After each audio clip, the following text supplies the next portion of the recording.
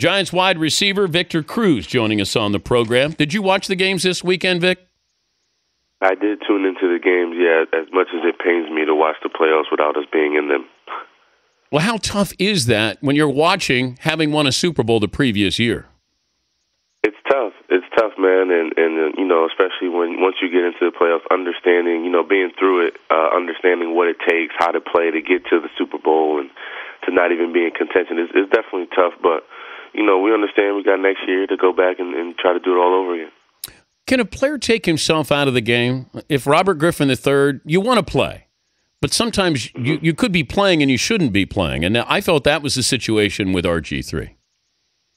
Yeah, I think as a player and as a competitor, like in your head, whether or not you're hurting your team being out there and playing injured. You know what I mean? And I think RG3 was the example of it. I think he had to know within his own body whether he can play or not play. But I think his competitiveness came out in that situation. He wanted to go out there. If he only had one leg, he was going to go out there on that one leg. Yeah, but sometimes you're doing a detriment to your team and certainly to yourself. And maybe he already had damage to that knee where he needed surgery. And he's back out there with that bulky brace. He just didn't look healthy. It looked like he was already hurt.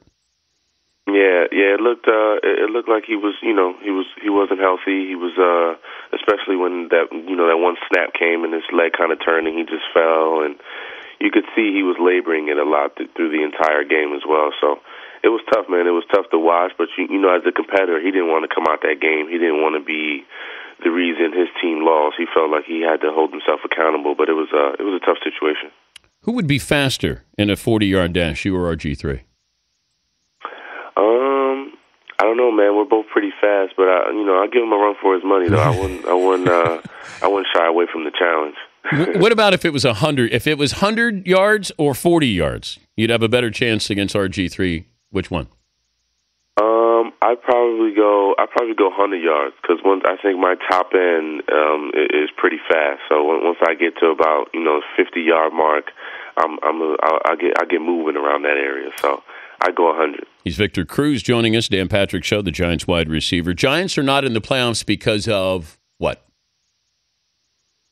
Inconsistency. I think, there's games where we come out and we look like the Super Bowl champions, like the defending Super Bowl champions, and, we make these great teams and these teams that are in the playoff run, and we hold them to 3 points, and we put up 50 points and things like that, and then certain games where we need a win or we need a great performance and our backs are against the wall, which is, sometimes how we play our best football, and we didn't play well, and we had up and down games kind of all season. So I think our inconsistency is what led us to not be in the postseason right now. Yeah, but how much did winning a Super Bowl, sort of that hangover, affect you guys? That you went out there almost that you expected to win as opposed to you had to win or try to win.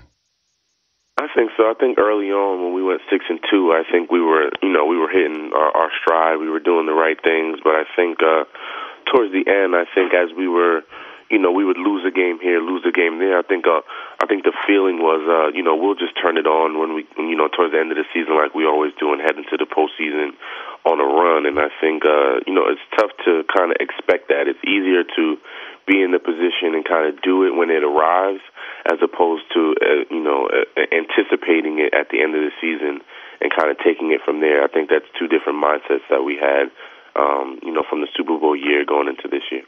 Last time we were going to have you on, you were going to go up to Newtown, Connecticut, and I know you were doing some promotional tour there, but you had an opportunity to go to Newtown when you found out that one of the little boys who was killed was a big fan of yours. If you can put it into words now, a couple of weeks after the fact, just the experience of you pull into the driveway of this little boy's house. What are you thinking? It was tough, man. It was, I was just thinking, to just be a bright spot for this family and try to put a smile on their face as hard as it may be. It was an emotional time. As soon as I pulled up to the driveway, I haven't even gotten out the car yet, and I see the parents, just crying profusely and not even being able to talk, and I hadn't even stepped out the car yet. So it was a tough time, man. But I was happy I was able to be there for that family and a ton of other families that came by as well, and and just to be a source of happiness for that family for the 2 hours that I was there with the family and with the kids, and just to get their minds off of such a tragic ordeal that took place, and get their minds, smiling a little bit, talking football and talking about where they were sitting in the living room during the Super Bowl and stuff like that. So it was a good moment for the family and for the surrounding families to have kind of a breath of relaxation from all this tragedy that was around them at the time. Did you play football with the boys in the neighborhood? I did. I actually played Madden with the boys. They were all playing, and it was a Giants versus the Giants game. I don't even know how that was possible on Madden, but I was playing Madden with them, and it was probably me against all the boys on the local football team. So they were beating me up pretty good in the game. So it was a good time. But you have a little baby yourself. Yeah. When you look at that baby and you go, that she's what, a year old now, a little older than that? She'll be a year tomorrow, actually. Okay. But that ride back, it's one thing to go up, you're not sure what to expect, but you're driving back. What are you thinking?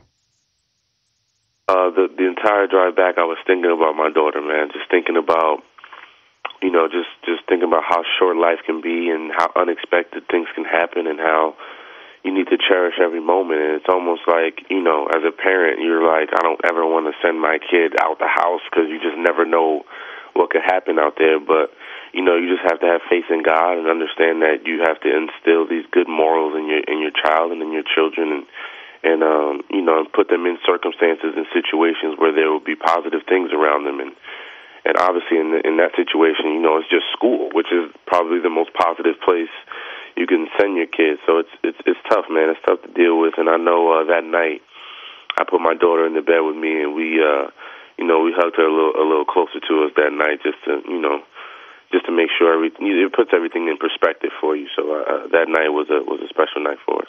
I know you're doing the Got Milk campaign. Explain a little bit about that.